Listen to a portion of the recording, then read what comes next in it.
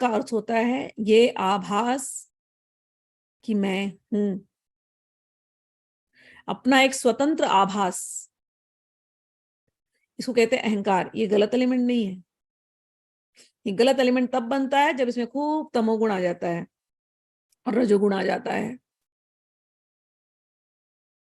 लेकिन उस अहंकार को यदि हम सात्विक ही रहने दें कि मैं हूं, मैं भगवान का दास हूं, मैं भगवान का अंश हूं,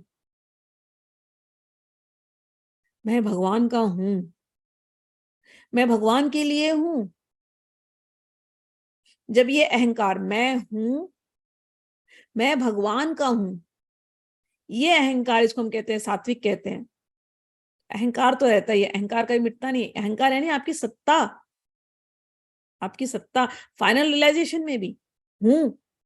मैं जिसको आप कहते हैं ना, मैं मिट जाता है नहीं, ये शरीर देहाध्यास मिट जाना, लेकिन हूं अस्मि ये रहेगा, हमेशा रहेगा, हमेशा रहने वाले, जाता ही नहीं है।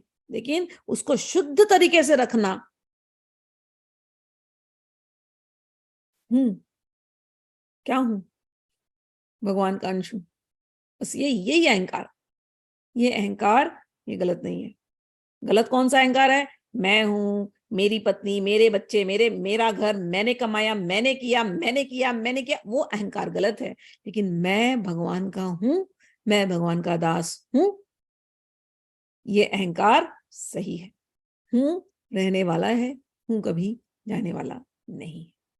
ठीक है, लेकिन ज्ञानी की तरह हूं होना चाहिए। मैं हूं ये ज्ञानी वाला मैं हूं होना चाहिए।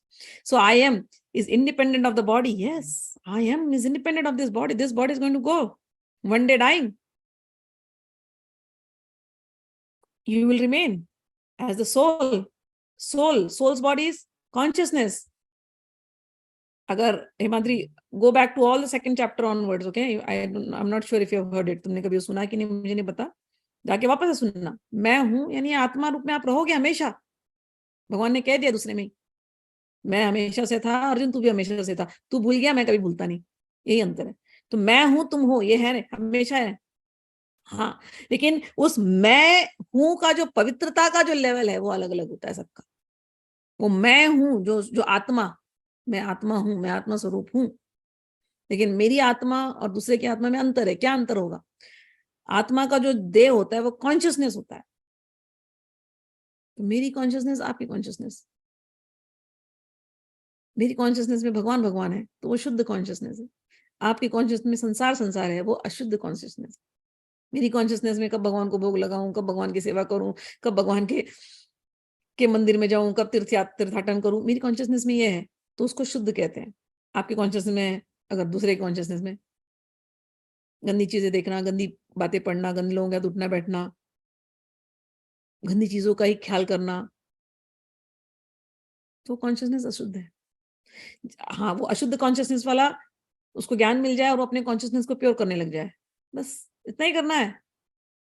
साइंटिस्ट, हम लोग स्पिरिचुअल साइंटिस्ट होते हैं, हम ऐसे किसी को पापी ओपी नहीं देखते। बस इसके खाली कॉन्शियसनेस को प्योर करना है। अभी रजोगुण तमोगुण में रंगा हुआ है, बस इसको भगवान का नाम देते रहो, धीरे धीरे धीरे धीरे इतना पवित्र हो जाएगा, ये अपने असली स्वरूप को जान जाएगा।